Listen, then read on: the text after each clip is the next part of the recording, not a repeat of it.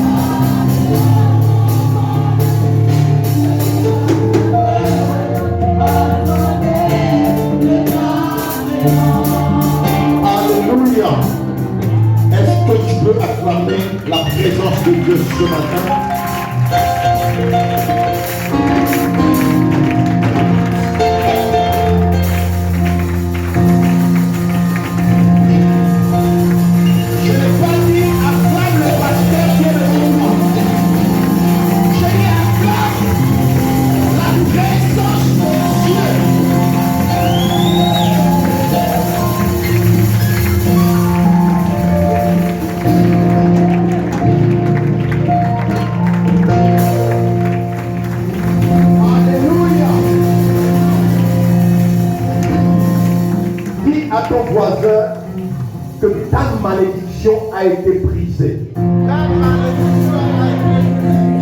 Dis-le avec conviction, dis à ton voisin, regarde le Dieu dans les yeux.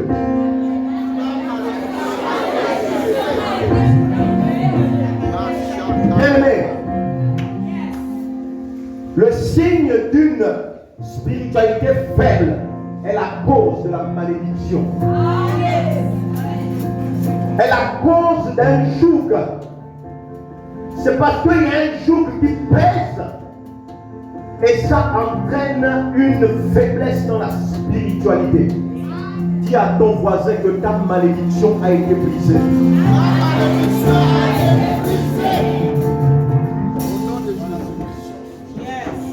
Bouscule ton voisin, bouscule-le.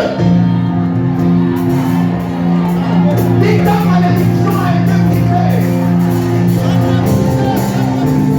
Ta malédiction a été brisée. Il y a quelqu'un qui a pris un bois. Il a porté un bois sur lui. Il est monté avec. Il est monté avec. On a levé le bois. On a porté le bois à la terre. Il a une mauvaise malédiction. Celui qui portait le bois.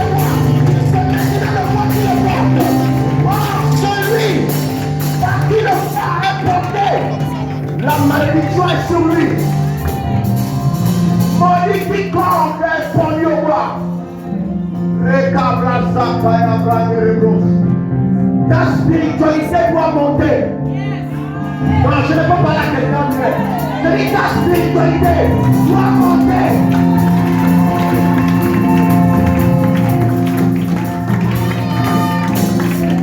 Est-ce qu'il y a un être spirituel ce matin?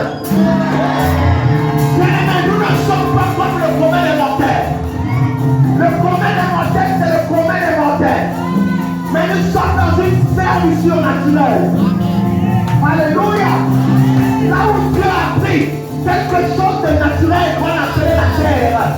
Et il a mis quelque chose de surnaturel. Mais ce qui te fait vivre, ce n'est pas ton naturel. Ce qui te fait vivre, c'est ton surnaturel. Or, ce qui est surnaturel est au-dessus de la malédiction.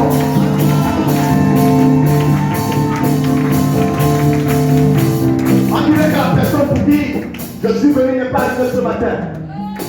Ou bien, est-ce qu'il y a quelqu'un de surnaturel ce matin?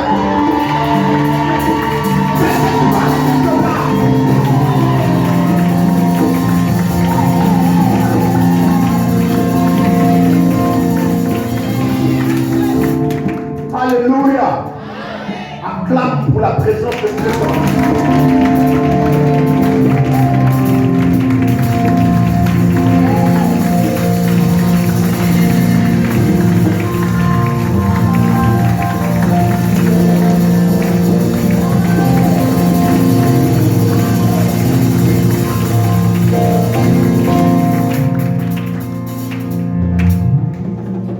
Il y a un homme nommé Jésus qui t'a mené quelque part, là où tu ne t'y attendais pas. Alléluia. Jésus de Nazareth, le Christ crucifié, pour toi et pour moi. Alléluia. Oh, donne-moi un amen bien aimé. Bien aimé, il y a un mystère dans ta voix. Ça dit ton amen ne doit pas s'arrêter ici. Amen. Ton amen doit traverser et arriver à l'autel. Parce qu'à l'autel, il y a des anges qui montent et descendent. Et ces anges vont avec ton amen dans les cieux, où siège le grand trône blanc. Et quand ton amen arrive au trône blanc, Dieu atteste ton amen et remet ça à l'ange. L'ange redescend. Arrivé là, l'ange te transmet. Quand tu arrives dans la maison de l'Éternel, attends-toi toujours à un transfert. Or, il n'y a pas de retour s'il n'y a pas d'envoi d'abord. Pour qu'il y ait de retour, il faudrait que tu envoies. Alléluia. Pour qu'il y ait de retour, il faudrait que tu envoies. Mais ce matin, qu'est-ce que tu envoies à l'autel? La foi. Amen. Restons debout. Nous allons entrer dans la présence. Deutéronome 30, 15 à 20.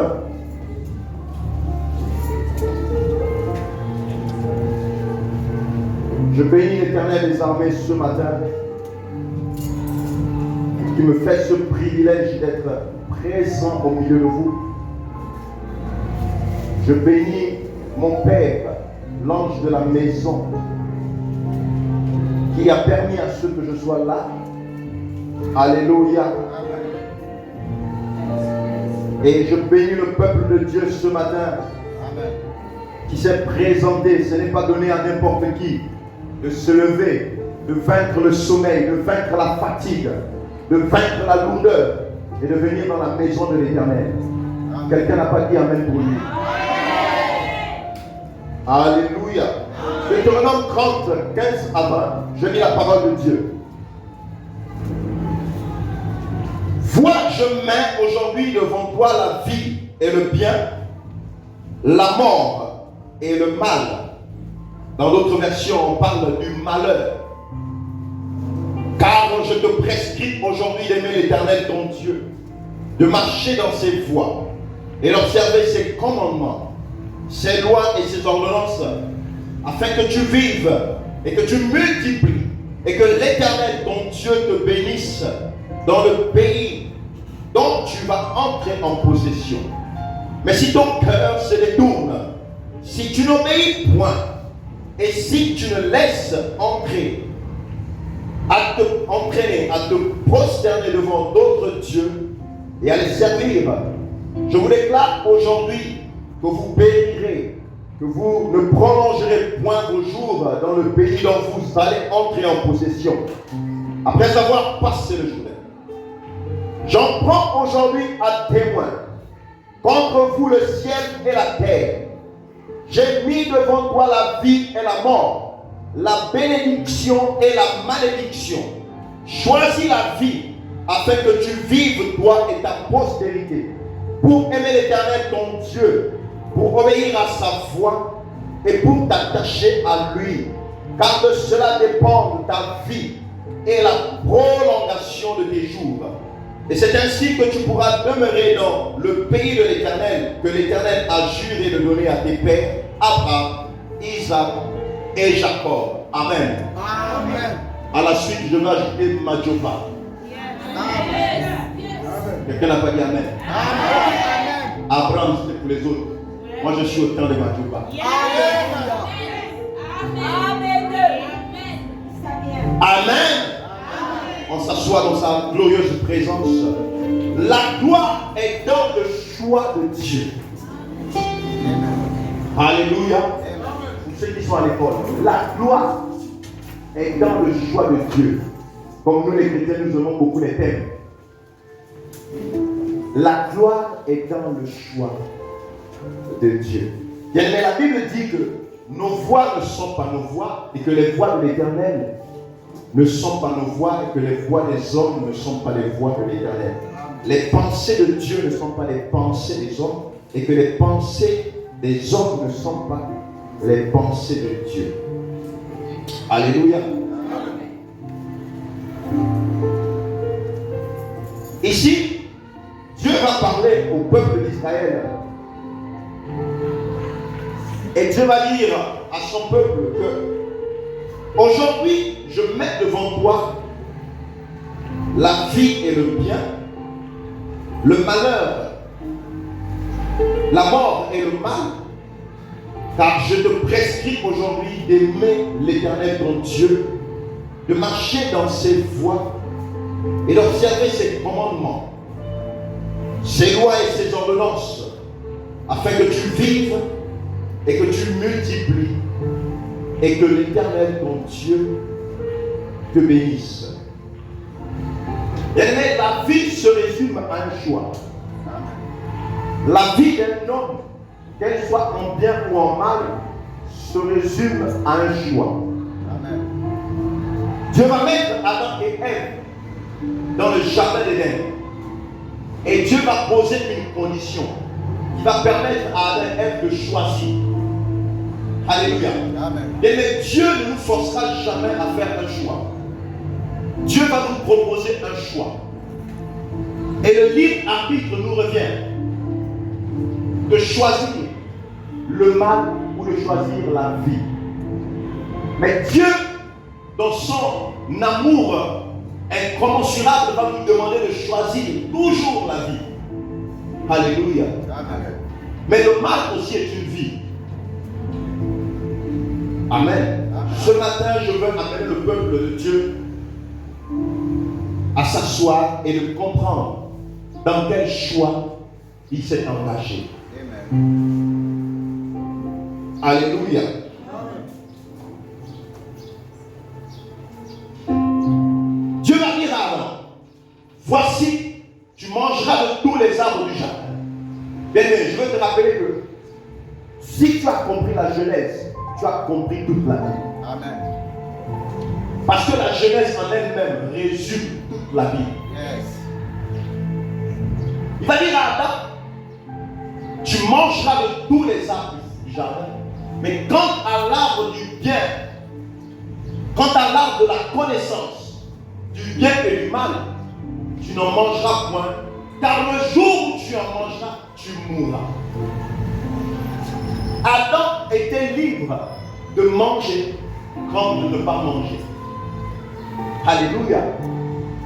Mais ce que je vais te faire comprendre ce matin, c'est que ta gloire a été volée un jour. À cause d'un choix que tu avais fait, ta gloire a été volée un jour. Parce que lorsque Adam était dans le jardin, Adam connaissait les principes, les ordonnances, les recommandations de Dieu. Adam connaissait la volonté de Dieu, ce que Dieu voulait pour lui. Mais aujourd'hui, Dieu peut me faire comprendre que si la gloire d'Adam a été volée, c'est parce que Adam s'est laissé distraire un temps soit peu pour prendre un mauvais choix. Amen. Alléluia. Amen. Voilà pourquoi dans le passage que nous avons lu ce matin, Dieu nous demande d'être attachés à Dieu, à lui. Mais pourquoi est-ce que nous devons être attachés à lui? Parce que en étant attachés à lui, il y a une certaine communication. Il y a un certain transfert, comme je vous disais ce matin, de celui qui apporte et de celui qui reçoit. Alléluia. Amen. Et la Bible dit que Adam et Ève étaient nus. Et mais laisse-moi te dire que dans la présence de Dieu, il n'y a pas de voile. Amen. présence de Dieu, il n'y a pas d'interférence. Dans la présence de Dieu, il n'y a pas de vêtements. Dans la présence de Dieu, il n'y a pas de distance. Dans la présence de Dieu, il n'y a pas d'intermédiaire. La Bible dit que Adam et Ève étaient nus. Mais le jour où Adam s'est laissé distraire et a mangé ce qu'il ne fallait pas manger, la Bible dit que Adam et Ève ont fait des vêtements en feuilles de figuier. Amen. Alléluia. Amen. Bien, c'est là le commencement du mauvais choix. Yes. Quand on fait un mauvais choix, on commence à se couvrir. Yes. On commence à cacher. On commence à falsifier. Dieu va venir vers Adam. Et Adam a dit, je me suis caché parce que j'ai su que j'étais nu. Adam, il t'a dit que tu étais nu. Yes. Adam va se cacher. C'est l'un des signes d'un mauvais choix. Beaucoup de gens aujourd'hui se cachent de la face de Dieu. Pas parce que c'est eux, mais c'est parce qu'ils ont fait un mauvais choix. Amen. C'est parce qu'ils se sont rendus compte que là où ils sont entrés, ils ont fait un mauvais choix. Alors pour masquer, qu'est-ce qu'ils font? Ils taillent les feuilles de figuier. Yes. Mais laisse-moi te dire ce matin, et je le déclare, je décrète, que ta malédiction a été brisée. Amen. Ta malédiction a été brisée ce matin. Amen. Parce que la Bible dit que Jésus était en train de marcher avec ses disciples. Jésus va avoir faim. Bien-aimé, quand Dieu a faim, c'est parce qu'il n'a pas faim de la véritable nourriture que nous mangeons. Mais il a faim de la communication avec toi. Il a faim de la communion avec toi. Et Dieu ne connaît pas les obstacles. Lorsque Dieu veut se rapprocher de toi, il ne faudrait pas qu'il y ait d'obstacles. Il ne faudrait pas qu'il y ait des feuilles de figuier. La Bible dit que Jésus avait faim. Et quand il marchait, il aperçut au loin un figuier. S'approchant, le figuier n'avait pas son fruit. C'est normal, ce n'était pas le temps. Mais Jésus va avoir un problème avec le figuier, malgré tout. Jésus pouvait dire au figuier que le fruit apparaisse. Le fruit devait apparaître. Alléluia. Et Jésus va prononcer une malédiction sur le figuier. Alléluia. Bien aimé, nous allons prendre ce passage. C'est dans Matthieu 25. Matthieu 25, au verset 18.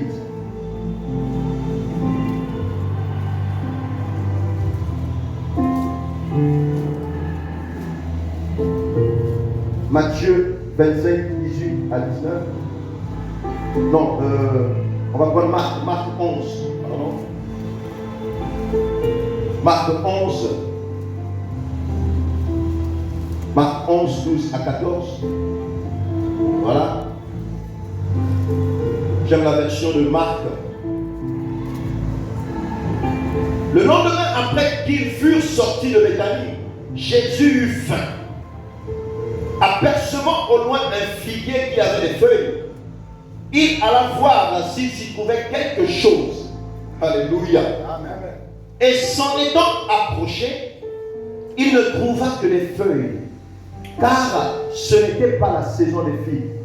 Prenant alors la parole, il lui dit que jamais personne ne mange de ton fruit. Quand Jésus arrive, la Bible dit qu'il est venu pour voir s'il y avait quelque chose. La Bible ne précise pas si c'était le fruit ou bien s'il y avait quelqu'un là-bas. Yes. Mais la Bible dit qu'il est venu voir s'il pouvait trouver quelque chose. Mais quelle chose? Quelle chose? Alléluia. Amen. Et la Bible dit que il va maudire que ton fruit ne produise point. Ce qui est étonnant, c'est que au lieu que l'arbre reste l'arbre et ne produise pas le fruit, la Bible dit que l'arbre va sécher. Mais Dieu avait un problème avec le fruit ou avec les feuilles de l'arbre. Amen. Yes. Dieu avait un problème avec le fruit ou avec les feuilles de l'arbre. Si le fruit ne doit pas, si l'arbre ne doit pas produire, nous voyons les arbres sont là des années, aucun fruit. Mais les arbres sont là, avec leurs feuilles. Alléluia. Amen. Quand Dieu prononce la parole, mais le fruit non seulement ne va pas produire, mais l'arbre aussi va sécher. Bien, Dieu m'a fait comprendre que il avait en réalité un problème avec les feuilles de figuier, parce que dans le jardin d'Éden, Adam avait utilisé les feuilles de figuier pour se cacher. Alors il fallait maudire les feuilles de figuier pour que lorsque Dieu se rapproche de toi, il n'y ait plus d'obstacle. Voilà pourquoi lorsqu'il a appelé Nathanaël, la Bible dit que Nathanaël était sous le figuier, caché sous les feuilles du figuier. Et Nathanaël voulait se cacher. Mais Dieu va envoyer Philippe, que va m'appeler Nathanaël, parce que moi je l'ai vu. Malgré le fait que tu te caches sous les figues, Dieu va te retrouver. Dieu va te retrouver. Parce que Dieu a quelque chose avec toi. Parce que Dieu a quelque chose. Il transporte ta gloire. Et si tu continues à te cacher, Dieu maudira les feuilles de figuier. Et quand Dieu maudit les feuilles de figuier, l'arbre commence à sécher et tu vas être dévoilé.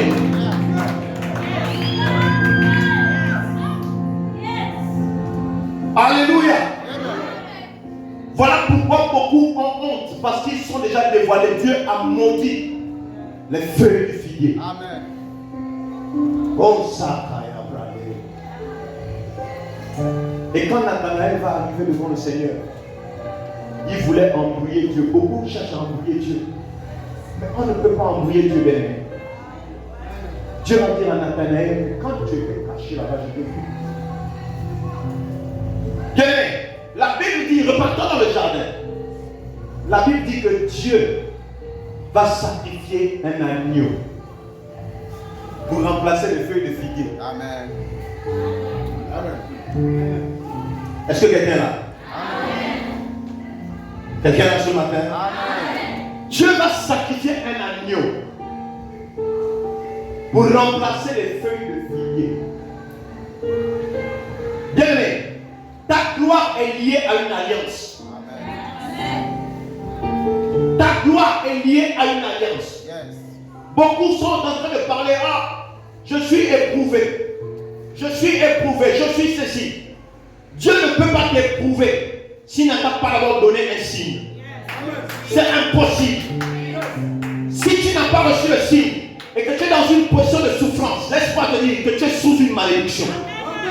Dieu ne peut pas t'éprouver quelqu'un sans d'abord donner un signe. La Bible dit que Joseph va faire un songe. Oh, il a ça.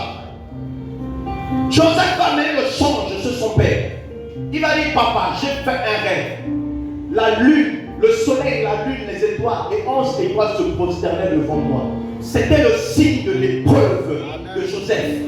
À chaque fois que Joseph devait entrer dans l'épreuve, il devait toujours garder sa vision sur le signe.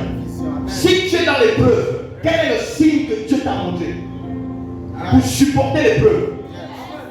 Il y en a qui sont sous le joug des démons et mettent ça sous le nom de Dieu. Et Dieu est même obligé de dire à Michaël, est-ce que moi je suis dans l'affaire là? Même Michaël dit, je ne sais pas si tu es dans l'affaire là. Parce que toi tu ne dors jamais. Alléluia. Amen. Quel est le signe que Dieu t'a montré? Il a fallu un prophète nommé Jacob pour interpréter le songe de l'enfant. Donc moi, ton père, ta mère et tes frères vont se prosterner devant toi. Alléluia. Amen. Bien-aimé, Joseph était devant un choix. Soit il acceptait la vision que Dieu lui avait montrée, soit il acceptait la réprimande de papa. Parce que là, papa était maintenant dans les affaires. Est-ce que quelqu'un me comprend? Est-ce que tu es là ce matin? Papa va interpréter le songe, mais papa aussi va se mettre dans sa position. L'enfant là. Joseph va dire, papa, moi je le connais bien, j'ai seulement fait un rêve. C'est toi qui es en train de me dire ces choses. Alléluia. Mais Joseph est resté focalisé sur sa vision, sur le songe qu'il avait reçu. Et les problèmes vont commencer. Dès que Dieu te donne un signe, c'est le commencement des épreuves. Dès que Dieu te donne un signe, c'est le commencement des épreuves. Mais c'est ton choix qui va déterminer l'issue de l'épreuve. Alléluia. Est-ce que tu es clair là? C'est ton choix qui va déterminer l'issue de l'épreuve. Bien aimé, Jésus, quand il est descendu, à un moment donné, il voulait refuser la mission. Son choix allait détruire l'humanité. S'il refusait, ce choix-là allait détruire l'humanité. Et on devait demeurer caché derrière les feuilles et les figuiers. Mais parce qu'il a accepté la mission, que ça c'est ma mission, alors je fais. Parce qu'il a accepté que ça c'est ma mission. Allumez le Dieu, ça fait.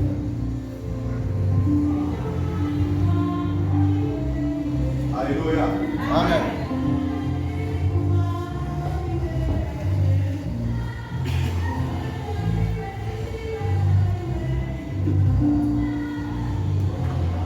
Parce qu'il a accepté que ça c'était ma mission, alors Dieu a sauvé l'humanité. Bien, mais il y a des personnes qui attendent d'être sauvées. Mais parce que ton choix tarde, ils attendent. Mais attention, la malédiction peut tomber sur toi si ces personnes ne sont pas sauvées à cause de ton choix. Amen. Amen. Il y a des personnes qui ont besoin d'être guéries. Mais à cause de ton choix, si ces personnes ne sont pas guéries, la malédiction sera sur toi. Amen.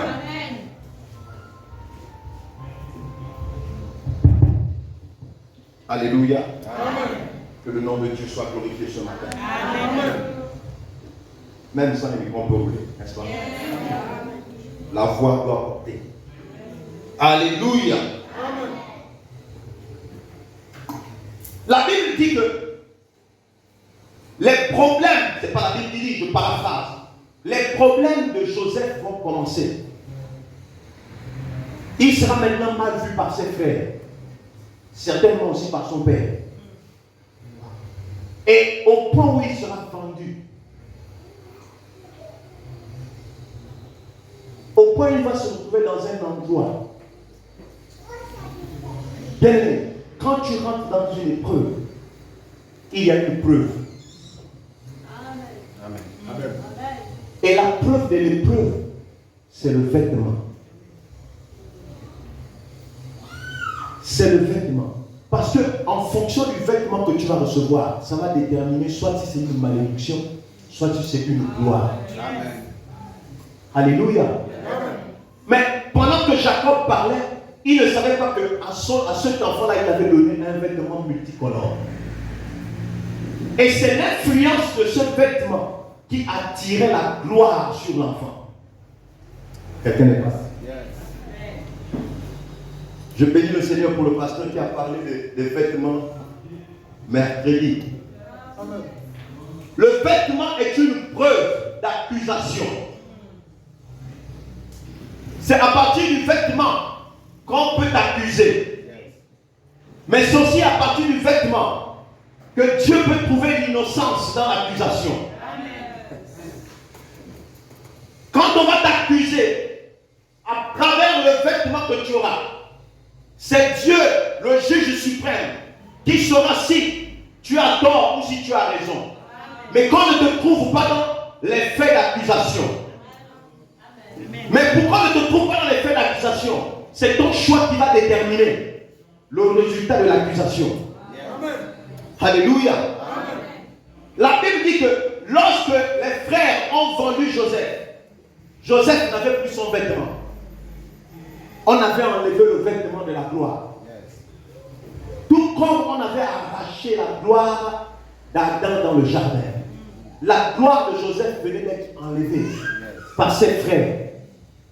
Ils ont ramené la gloire de Joseph chez son père. Que voici ta gloire. Alléluia. Voici la personne dont tu supportais. Voici la personne dont tu soulevais. Mon fils, voici ta gloire. Il y en a qui viennent même te minimiser auprès des parents. Or, la personne que tu supportes va t'apporter quoi? La personne que tu suis, que tu appelles tout le temps, va t'apporter quoi? Même dans les familles, c'est la même chose. Ah, c'est toujours lui. Ah, c'est toujours elle. Ah, c'est toujours lui. Ah, c'est toujours elle.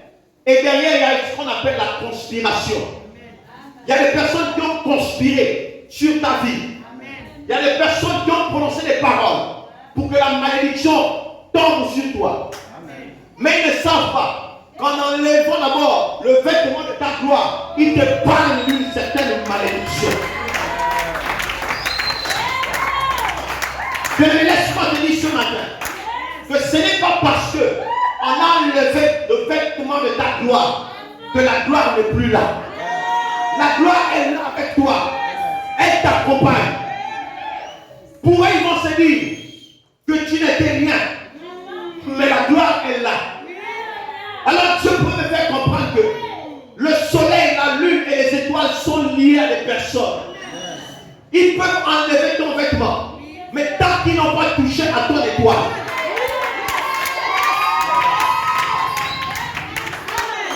Tant qu'ils n'ont pas touché à ton étoile, ils auront beau enlever le vêtement de la gloire. Mais ton étoile va t'accompagner. Ton étoile va t'accompagner jusque dans le trou. Ton étoile va t'accompagner jusque dans la prison. Et quand tu seras dans la prison, bien aimé, la prison, ce n'est pas la prison de gros bouquets. Ce n'est pas la prison des sans-familles. Mais c'est-à-dire c'est un moule où les gens vont vouloir te mettre dans ce moule-là.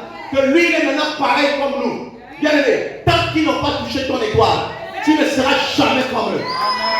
Tant qu'ils n'ont pas touché ton étoile, tu ne seras jamais à leur dimension.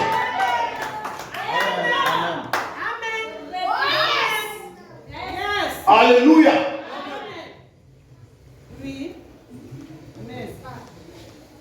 Voilà pourquoi Dieu va susciter des mages. Que comme vous avez repoussé cet enfant, je vais susciter des mages qui vont bien voir l'éclat de son étoile. Alléluia. Bien aimé, dans le jardin, Satan avait vu la gloire de l'homme. Il avait vu l'étoile de l'homme. Et il est venu s'approprier l'étoile.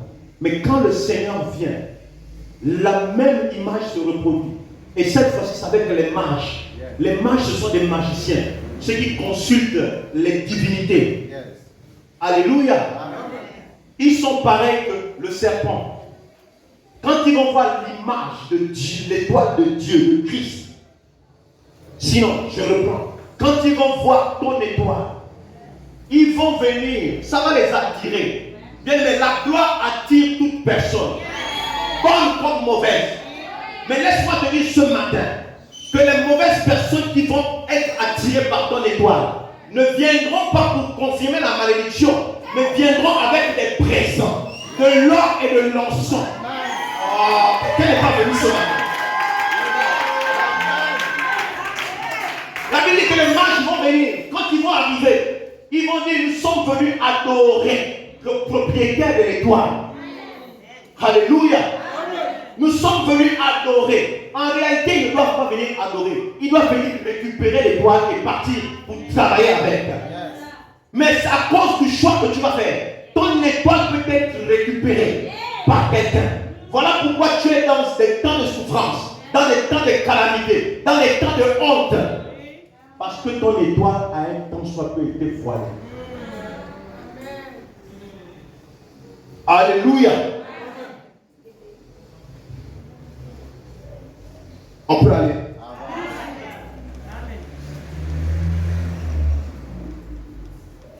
Prenons Exode, chapitre 4.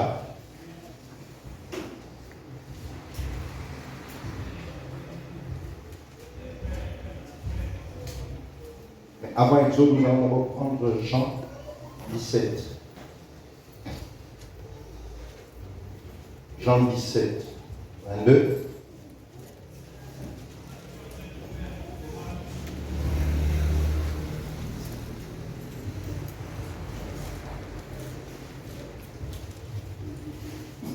C'est Christ qui parle. Je leur ai donné la gloire que tu m'as donnée, afin qu'ils soient un, comme nous sommes un. Alléluia. Est-ce que tu savais ça?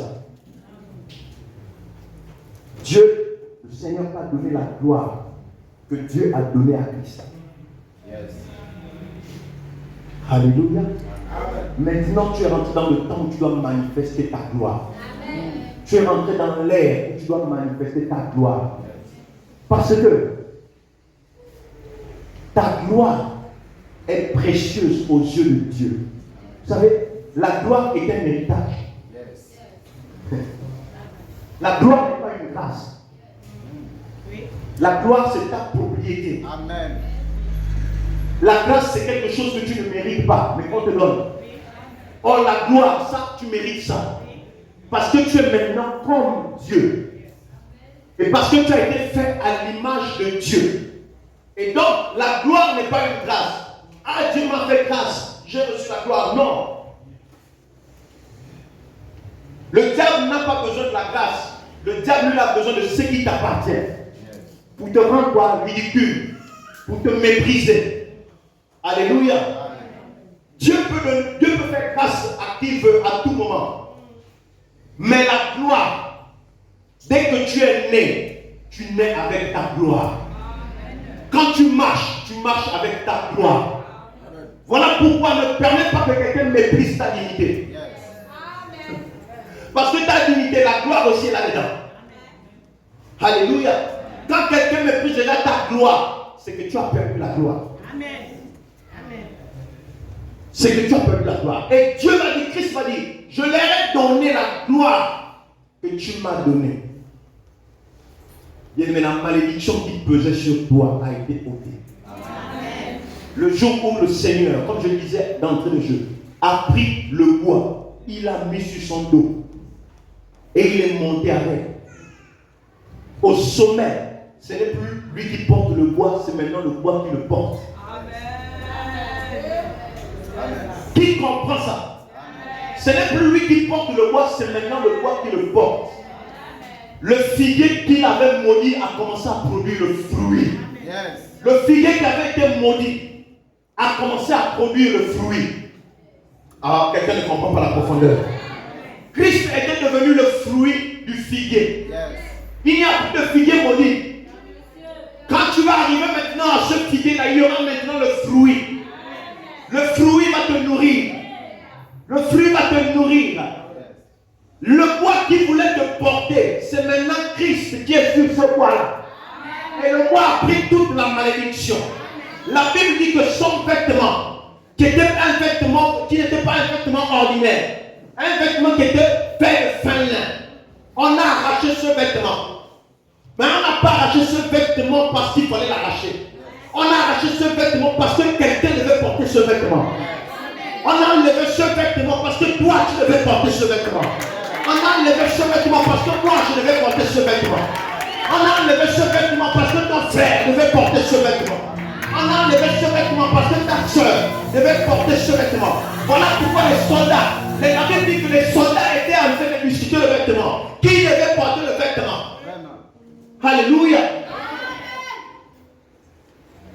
Il s'est fait une malédiction pour toi et moi. Yes.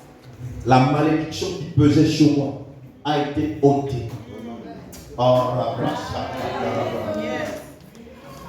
J'ai la malédiction qui pesait sur moi. Prenons Galates 3, chapitre 3, verset 13.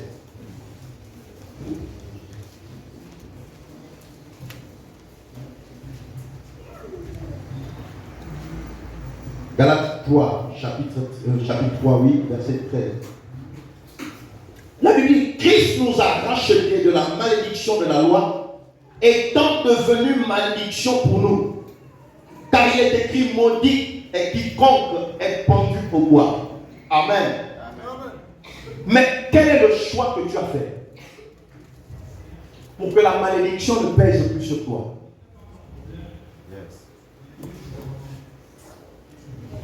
Quel est le choix que tu as fait pour que la malédiction ne tombe pèse plus sur toi?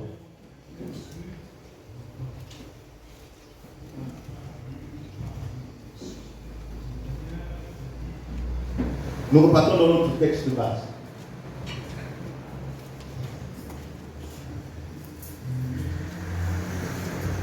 La Bible dit, car je prescris aujourd'hui d'aimer l'Éternel, ton Dieu, de marcher dans ses voies. Combien de fois est-ce que nous marchons dans les voies du Seigneur?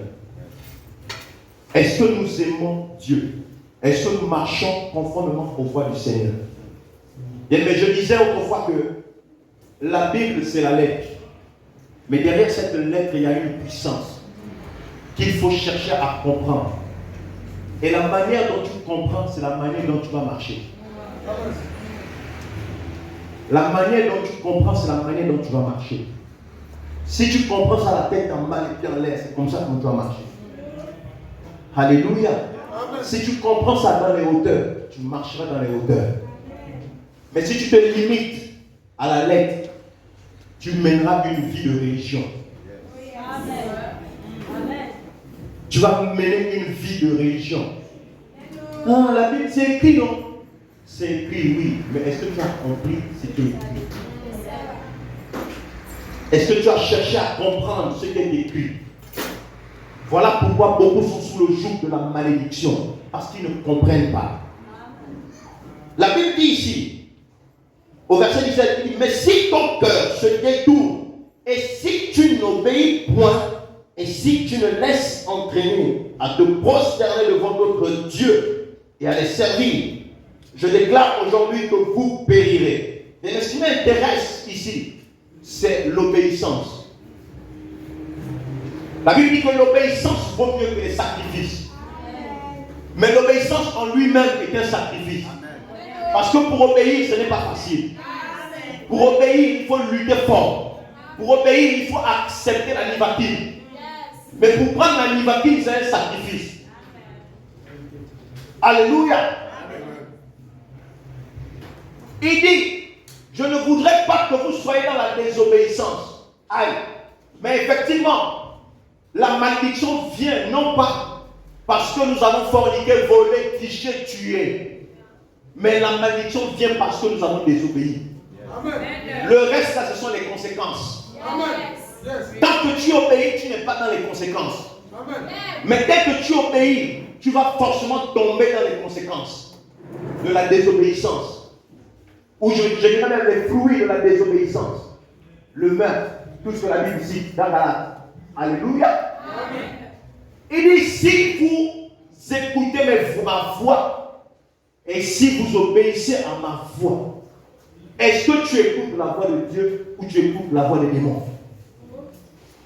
Si tu écoutes la voix de Dieu, cette voix doit se confirmer par un signe. Amen. Amen. Si tu écoutes la voix de Dieu, cette voix doit se confirmer par un signe. Amen. Lorsque Dieu a envoyé Moïse vers le peuple de Dieu, vers les Israélites, Moïse a dit, mais le peuple je vais faire comment avec eux? Comment est-ce qu'ils sauront que c'est toi qui me parles? Il a dit, voici le signe. Il a donné le premier signe, le signe de la main, le signe du bâton. Il a donné le deuxième signe, le signe de la main. Et Dieu va dire, bon là maintenant, si eux ils n'écoutent pas, alors ils seront voués à la malédiction. Amen. Mais beaucoup sont sous le joug de la malédiction parce qu'ils n'écoutent pas. Amen. Et la Bible dit que dans l'Hébreu, que dans l'ancien temps, Dieu a parlé par les prophètes. Mais aujourd'hui, Dieu parle maintenant par le Fils. Amen. Alléluia. Aujourd'hui, Dieu parle maintenant par le Fils. Mais le Fils en question, ce n'est pas un prophète. Yes. Alléluia. Amen. Donc Dieu ne se contredit pas. Dieu voulait simplement dire que avant comme aujourd'hui, je parle toujours par les prophètes. Amen. Avant comme aujourd'hui, je parle toujours par les prophètes. Parce que le Fils en question était un prophète. Alléluia. Et Dieu aujourd'hui nous parle par le prophète. Et ce prophète a mandaté d'autres serviteurs. Qui me comprend? Et ce prophète a mandaté d'autres prophètes qui eux aussi ont mandaté. Qui eux aussi ont mandaté. Qui eux aussi ont mandaté. Jusqu'à papa. Yes. Amen. Alléluia. Amen. Jusqu'à papa. Et papa va mandater aussi. Et ceux que papa va mandater vont aussi mandater. Et ceux-là vont aussi mandater. Qui me comprend? Donc Dieu parle par les prophètes. Et voilà pourquoi Dieu va dire, c'est écrit dans Jérémie, que vous avez vos prophètes. Vos prophètes vous induisent en erreur. Moi j'ai mes prophètes. On n'écoute plus les personnes que Dieu a envoyées. Mais on écoute maintenant les personnes qui sont dans le match vu. On écoute plus maintenant les personnes qui sont dans le match vu. Parce qu'ils nous disent ce que nous on veut entendre. Parce qu'ils parlent des choses que nous on veut entendre. Mais pourtant tu es la personne qui aime dire la vérité. Mais Dieu maintenant aussi accepter qu'on te dise la vérité. Alléluia. Parce que celui que Dieu envoie, lui vient pour te dire la vérité. Celui que Dieu envoie ne vient pas pour du superflu. Celui que Dieu envoie ne vient pas pour le match vu. Parce qu'il vient pour briser quelque chose qui fera en sorte que tu reçoives ta gloire. Bien aimé, aujourd'hui il y a déjà beaucoup de guignols. Permettez-moi du terme. Qui détournent les gens des voies du Seigneur. La Bible a dit s'ils vont adorer notre Dieu, je vais les bannir. Mais comment est-ce que tu vas faire pour aller adorer notre Dieu? Sans le savoir. À force d'écouter, la Bible dit la foi vient de ce qu'on entend. Ce que tu passes le temps à entendre là, si c'est les injures, tu vas finir par aimer les injures. Si c'est le mensonge, tu vas finir par aimer le mensonge et toi-même tu vas devenir menteur. Si c'est la vérité, tu vas aimer la vérité. Tu vas dire la vérité, mais tu vas aussi aimer qu'on te dise la vérité. Parce qu'il y en a qui n'aiment dire la vérité. Oh, moi j'aime dire la vérité. Moi j'aime dire la vérité. Mais dès que tu veux le combattre la vérité là, bam! Il devient comme la tortue, la tête, les quatre pattes de la petite queue entrent dans la carapace. Mais tu aimes la vérité, tu aimes dire la vérité. Accepte qu'on te dise la vérité. Accepte qu'on te dise la vérité. Donc il y a quelqu'un qui doit dire la vérité, on ne doit pas te dire la vérité. Et tu penses être dans la gloire. Je goûte de cette gloire. Avec la dernière énergie. Sauf si c'est la bénédiction qui se fait suivre de beaucoup de chagrin. Alléluia. Amen. Parce que la bénédiction de Dieu ne se fait suivre d'aucun chagrin. Tu souffres d'abord. Le chagrin commence d'abord. Ensuite, quand la bénédiction de Dieu descend, le chagrin part. Voilà pourquoi la Bible dit la bénédiction de l'Éternel ne se fait suivre d'aucun chagrin. Dieu peut. Tu peux avoir des voitures, tu vas penser que c'est la bénédiction de Dieu, mais tu as de souffrir pour acheter les pièces. Les voitures sont au garage. Dieu va te donner une entreprise, mais tu as les difficultés pour payer les employés. Et tu dis que c'est la bénédiction de l'Éternel. Jamais. Si Dieu te bénit, il donne des mesures d'accompagnement. Dieu ne peut pas te donner un enfant et puis tu vas souffrir pour acheter le lait. Ça veut dire que l'enfant là, tu ne peux pas dire ramasser ça dans les poubelles. Ça veut dire que l'enfant là, c'est la semence d'un démon. Parce que si Dieu te donne un enfant, même si tu ne travailles pas, Dieu va disposer des moyens pour que l'enfant ne manque de rien. Voici la bénédiction qui ne se fait suivre d'aucun chagrin. Alléluia. La Bible dit dit que la femme tsunamite, elle avait un manque, c'était l'enfant. Quand le prophète Élisée va arriver chez elle, l'enfant aussi va arriver. Mais la Bible dit que l'enfant va mourir. Alléluia. Elle a dit, la bénédiction là, je n'ai pas demandé ça. La personne qui est venue avec ça, lui-même va régler le problème.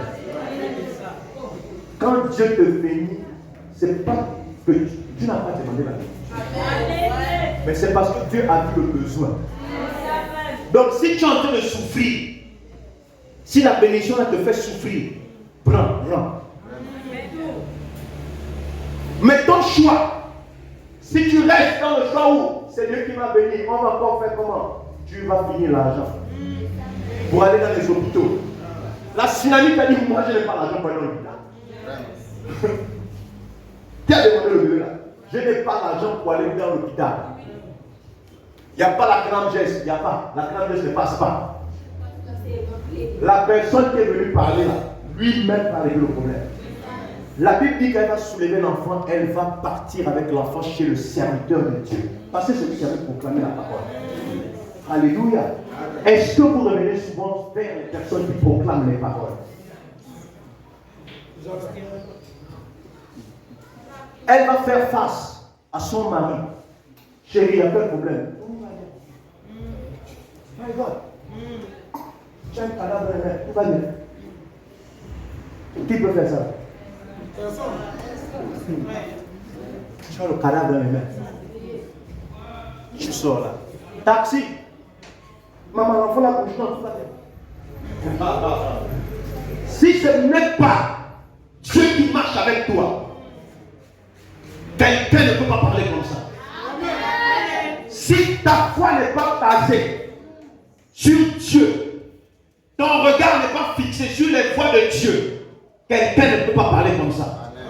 Il n'y a que quelqu'un qui connaît le choix qu'il a fait. Il n'y a que quelqu'un qui connaît, qu'il a choisi de suivre pour avoir ses propos. Mais si tu ne connais pas la personne que tu suis, tu vas commencer à alerter tout le quartier. Tu vas appeler Gabocet. Tu vas commencer à appeler les menuisiers pour fabriquer le cercueil. Et puis l'histoire est finie. La femme tsunamite a dit, mon histoire ne s'arrête pas là.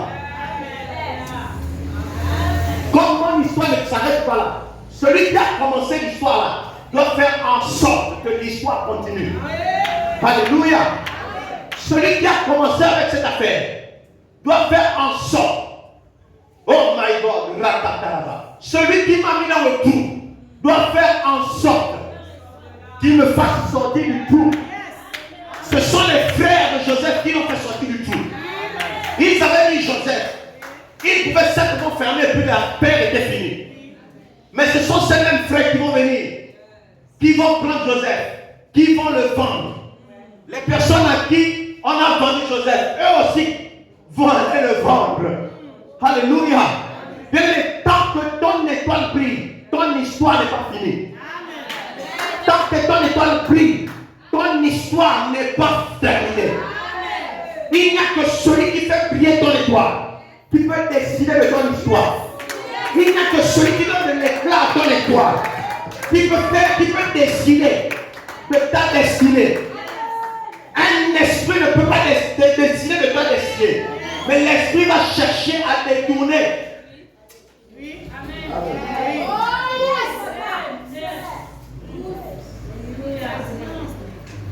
Ah, Shakaya Bladeros. Est-ce que quelqu'un là? Beaucoup se sont détournés des voies du Seigneur à cause de leurs choix. Et les choix sont souvent motivés par les émotions. Les choix sont souvent motivés. Il y a un danger dans les émotions. Il y a un danger dans les émotions.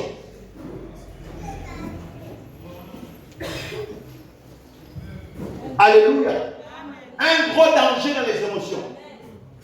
Et beaucoup confondent les émotions avec la présence de Dieu.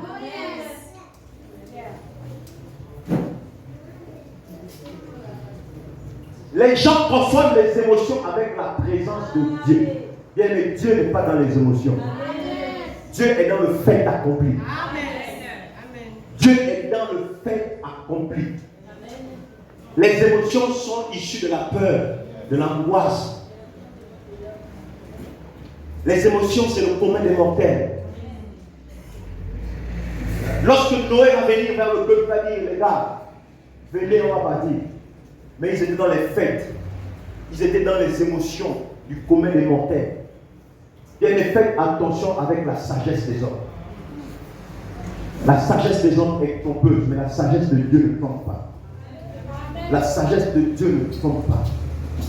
Et les hommes peuvent juger une affaire selon les émotions.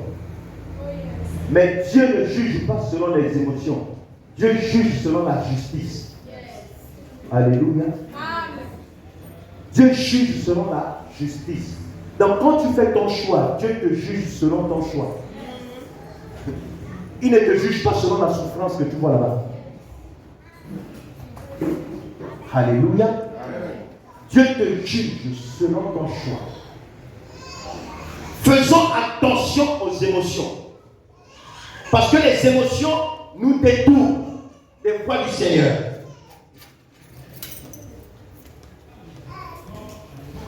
La Bible dit au verset 19, je prends aujourd'hui à témoin contre vous le ciel et la terre. J'ai mis devant toi la vie et la mort, la bénédiction et la malédiction. Choisis la vie afin que tu vives, toi et ta postérité. Amen. Il y a des postérités qui ont été déjà sacrifiées. Amen. Ça dit tu es le descendant de quelqu'un, mais tu es déjà sacrifié, tu ne sais pas.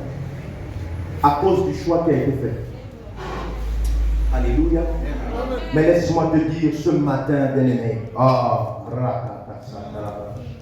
Un soir, la Bible dit, à la 3e heure, sur le mont Golgotha,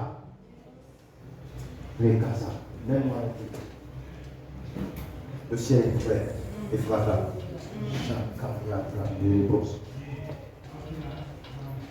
À la 3e heure, oh, la Bible dit que le ciel s'obscurcit. Mais pourquoi est-ce que le ciel s'est obscurci? Parce que quelqu'un était en train de prendre la malédiction du ciel. Et quand le ciel s'est obscurci, la Bible dit que la terre s'est ouverte. Parce que la malédiction devait aller dans la terre. Mais l'esprit. Parce que la malédiction devait descendre. Je suis en train de parler à un cœur qui vit le tourment de la malédiction.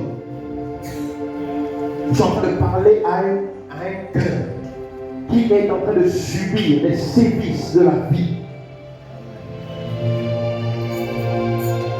Je suis en train de parler à un cœur qui a besoin de reprendre vie. Parce que le choix qui avait été fait est un choix.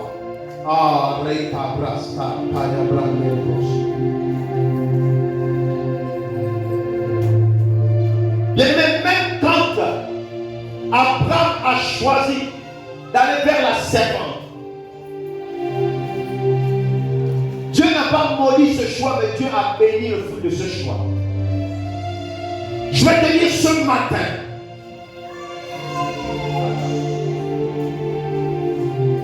que malgré l'erreur que tu as eu à prendre, malgré les choix, tant que tu as le souffle de vie que Dieu a mis en toi,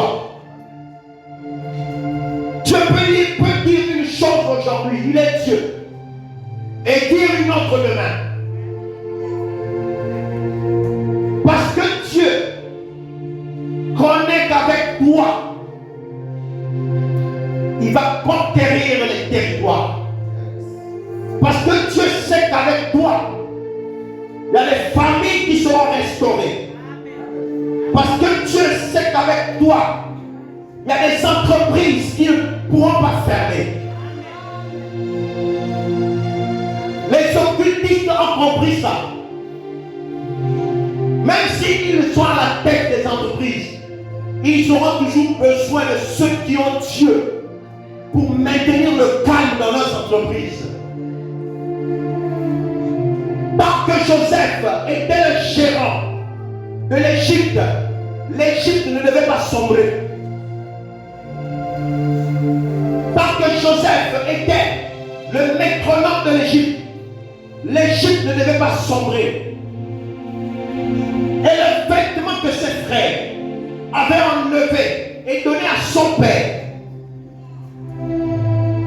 Pharaon a pris un autre vêtement. Tu seras revêtu même par ton ennemi. Je dis ton ennemi va prendre le vêtement de la royauté, le vêtement de la gloire, parce que tu as lutté face au choix que tu as pris. Et la Bible dit que lorsque Jacob est arrivé en Égypte, Pharaon s'est rapproché de Jacob. Mais celui qui s'est prosterné, c'est Pharaon qui s'est prosterné devant Jacob. Pourquoi? C'était la confirmation de ce qui était sorti de Jacob. Pharaon voulait dire à Jacob que le fruit de tes entrailles, si ce n'est pas Dieu, c'est qui? Alors bénis-moi. Dieu est dans mon pays, mais c'est à toi de me bénir. Quand tu marches avec l'Éternel des armées et tu gardes cette foi en toi, ton ennemi, même s'il est ton chef, va s'incliner devant toi pour que tu bénisses cette entreprise, même si tu es son employé. Alléluia.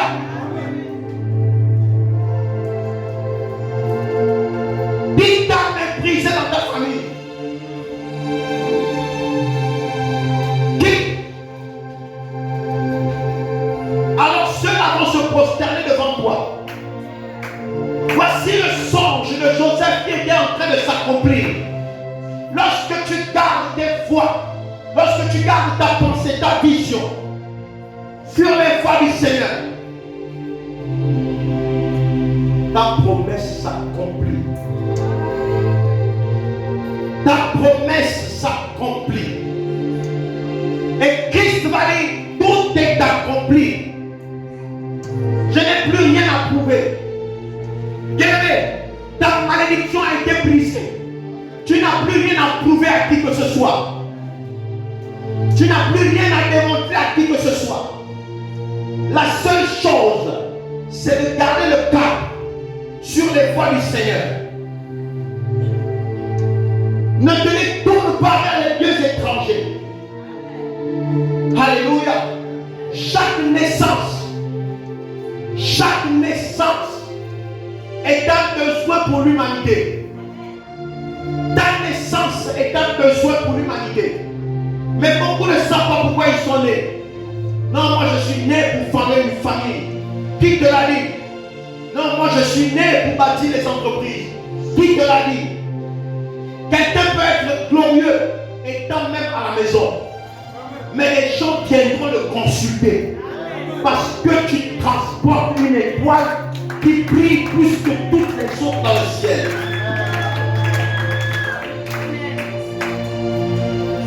Non, moi je suis né pour faire des enfants. Qui te l'a dit?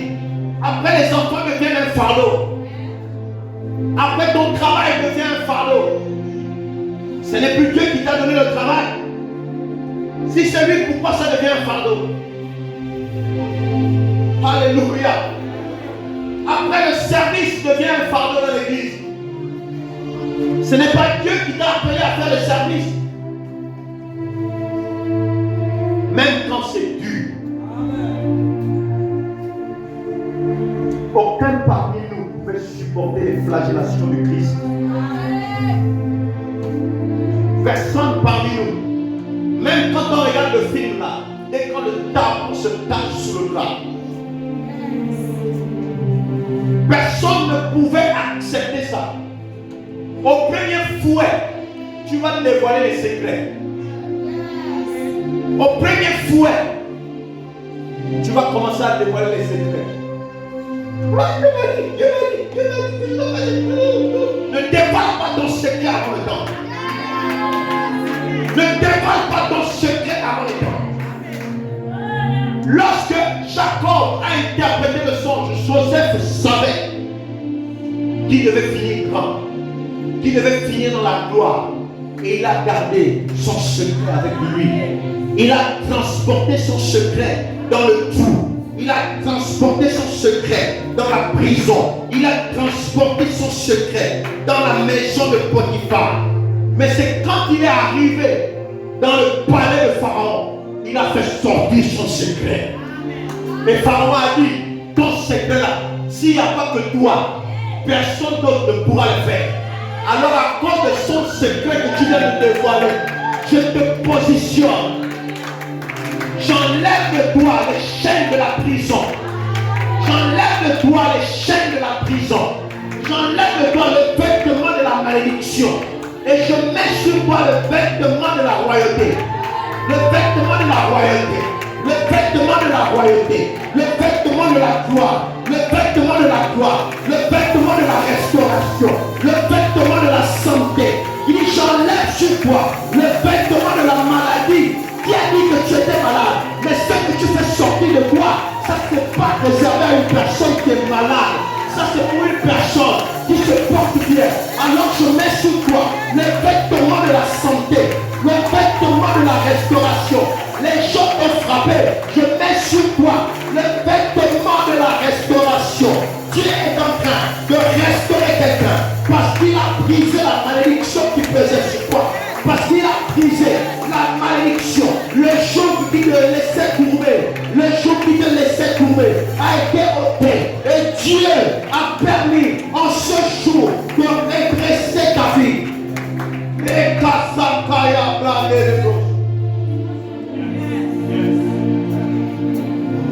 Et voici maintenant ceux qui ont participé. Je dis bien, tous ceux qui ont participé à ta chute. Tous ceux qui ont participé à ta chute. Tous ceux qui ont participé à ta malédiction. Tous ceux qui ont participé sont en train d'entrer à la queue de l'œil dans le temple. Ils sont en train d'entrer à la queue de l'œil dans le temple. Ils ne pourront même plus te reconnaître. Joseph n'a pas été reconnu par ses frères. Joseph n'a pas été reconnu. Ils sont en train d'entrer à la queue de l'œil pour venir chercher des présents. Oh, Rakata Salama. Toi qu'on voulait priver des présents, mais c'est maintenant toi qui distribues les présents. Toi qu'on voulait priver de la prophétie, mais c'est maintenant toi qui prophétises pour les gens. Toi qu'on voulait priver de la guérison, mais c'est maintenant toi qui es en train de guérir. Toi qu'on voulait priver du travail, c'est maintenant toi qui donnes le travail aux gens. Toi qu'on voulait priver des enfants, c'est maintenant toi qui as envoyé les enfants partout chez tes soeurs. J'envoie les enfants chez tes oncles. Allez-y, alors qu'on voulait te priver les enfants. Toi qu'on voulait priver de la nourriture, mais ton pot, le pot de l'huile est toujours rempli. Et maintenant rempli. C'est maintenant toi qui es en train de distribuer le riz dans toute la ville. C'est maintenant en train de distribuer le riz dans tout le pays.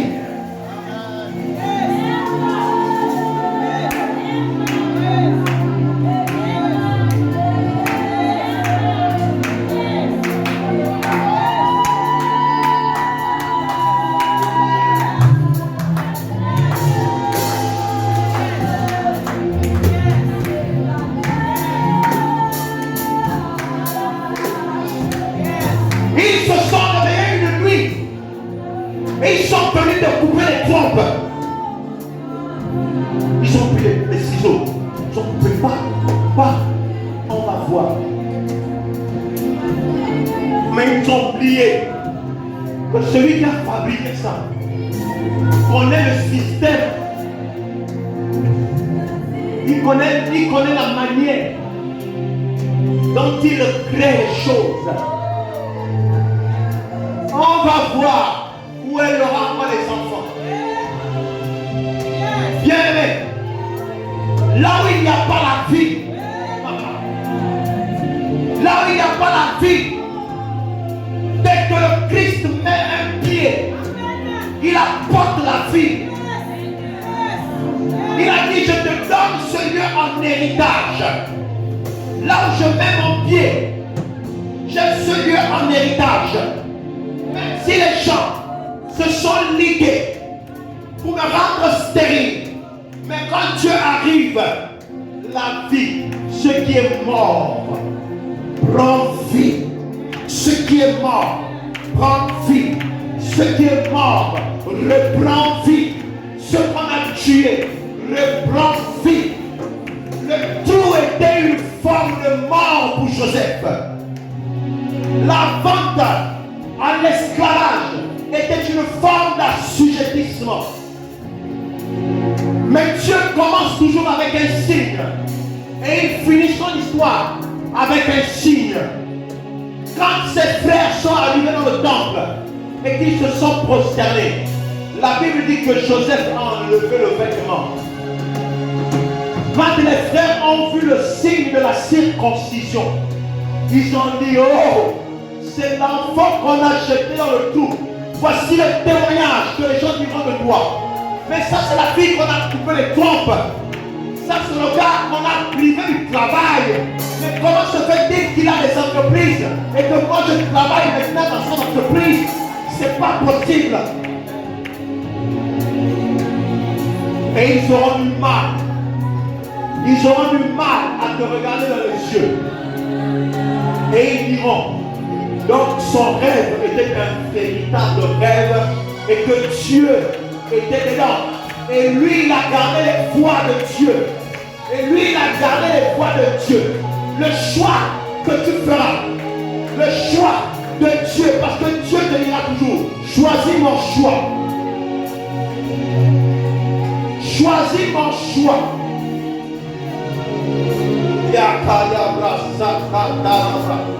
Choisis fais mon choix. Fais mon choix. Parce que ton choix est un choix où tu vas te retrouver dans une position de la graine qu'on plante, mais qui a recouvert de ronces et d'épines. Tu vas évoluer un temps soit peu, mais ton évolution sera limitée par les ronces, par les épines. Or, moi, je suis la bonne terre. Si tu entres en moi, ta prospérité et ta postérité connaîtra la bénédiction et la gloire. Voilà pourquoi Dieu dit, je leur ai donné la gloire que tu m'as donnée. Je leur ai donné la gloire. Je leur ai donné la gloire. Je leur ai donné la gloire. La gloire n'est pas dans les biens. La gloire n'est pas dans les enfants. La gloire n'est pas dans ce que tu veux. Mais la gloire t'amènera à obtenir ce que tu veux. Et la gloire t'amènera à obtenir tout ce que tu veux. Tant que tu gardes les voies du Seigneur.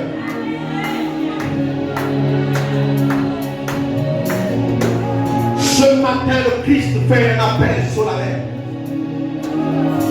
Relève-toi là où tu es tombé. Parce que si tu es tombé et que tu ne t'es pas relevé, tu avais fait un mauvais choix.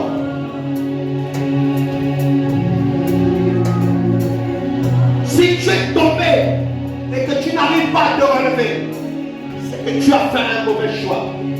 Et ce matin, le Seigneur te tend la main. Sa main est toujours tendue. Sa main est toujours tendue. Sa main est toujours tendue. Sa main est toujours tendue. Sa main était toujours tendue à tes côtés. Mais c'est parce que tu n'as pas prêté attention. La Bible dit que Dieu parle tantôt d'une manière, tantôt d'une autre. Et beaucoup de gens s'arrêtent là à ce passage. Mais ils ne continuent pas. Ensuite il dit, mais nous ne prêtons pas attention. Les gens veulent entendre la voix de Dieu comme venant du ciel. Les gens veulent entendre la voix de Dieu comme lorsque Dieu avait parlé à Christ le jour de son baptême. Mon fils est bien-aimé. Non, Dieu parle tantôt d'une manière, tantôt d'une autre. C'est ce même Joseph, quand il était petit, alors que Jacob était poursuivi par Esaü, son frère. La Bible dit que Joseph était au bord du Jourdain et il lançait les pierres. Et il lançait les pierres dans la même direction. Jacob le prophète, quand il a observé l'enfant en train de jeter les pierres, Jacob a compris que Dieu était en train de lui montrer le chemin par là où il devait passer. Et il a dit à toute sa famille que nous n'allons pas nous reposer parce que Dieu vient de parler. Si tu attends la voix de Dieu horriblement, tu attendras longtemps. À cause de ton choix, tu attendras longtemps. Dieu parle par ses prophètes.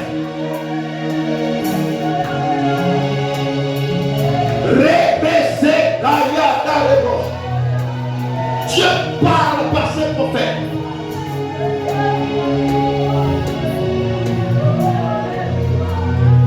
Est-ce qu'on peut se lever dans la présence de Dieu? Ah, ça,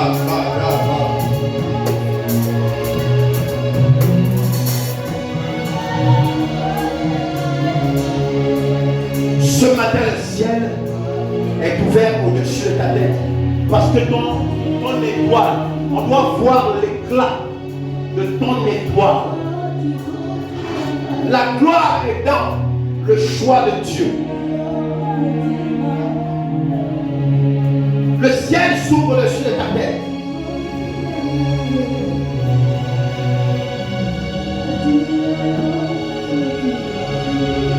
Le ciel est ouvert. Le ciel qui était obscurci est en train de se dégager.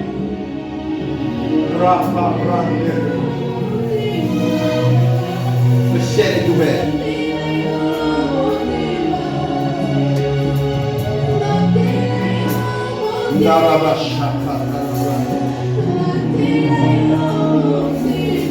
Je vais appeler quelqu'un ici.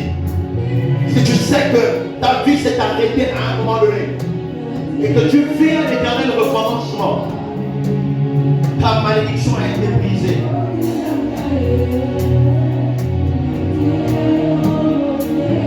Je vais appeler quelqu'un. Mais si tu sais que tout va bien dans ta vie, et que tout aille mieux dans ta vie, mais Dieu ne parle pas enfin. Si tu sais que tu vis le bonheur avec Dieu, tu es libre de choisir. C'est le jour du choix. C'est le jour du choix. Christ a sa main tendue. Christ a sa main tendue.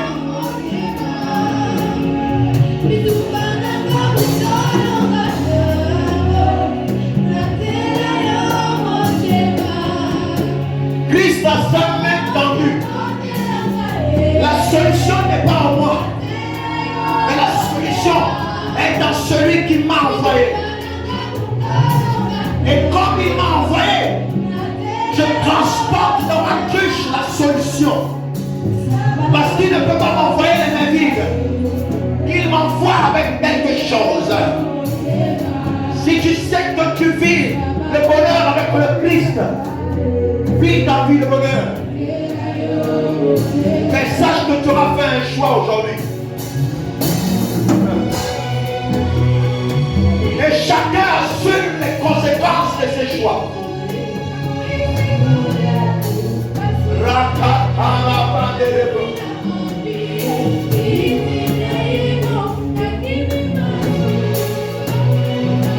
Le Seigneur t'attend encore.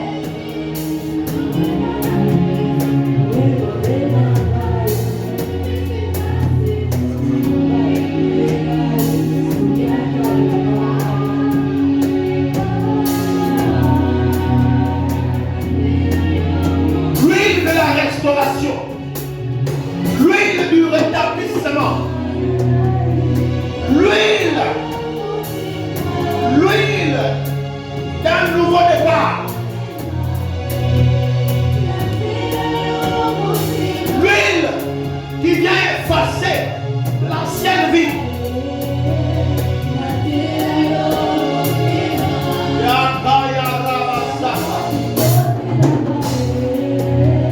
Que la maladie soit ôtée et que le rétablissement soit effectif.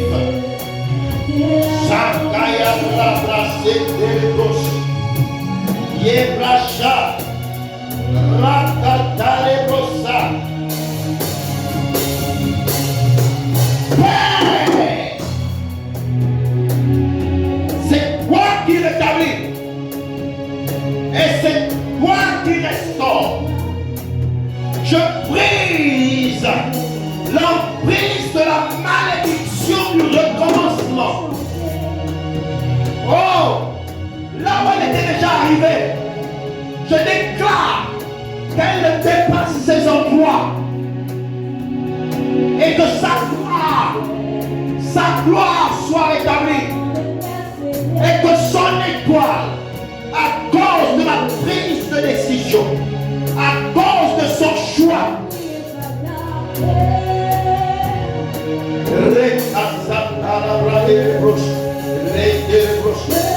tu reçois le rétablissement, l'onction sur ton étoile et tous ceux qui t'ont eu autrefois, qui t'ont abandonné autrefois, viendront se prosterner et vont se demander comment ce que tu as fait. Et tu leur répondras que j'ai fait la rencontre de l'Éternel des armées. Et personne ne peut montrer le Seigneur et demeurer dans un éternel recommencement. Ah, chacun, Rekata Kayabash, il possède des roches, il est brassa. Je te présente au trône de la gloire. La Bible dit que ce trône est resplendissant de gloire. Parce que tu es monté dans les hauteurs par ton choix. Tu rétablis l'éclat de ton visage spirituel.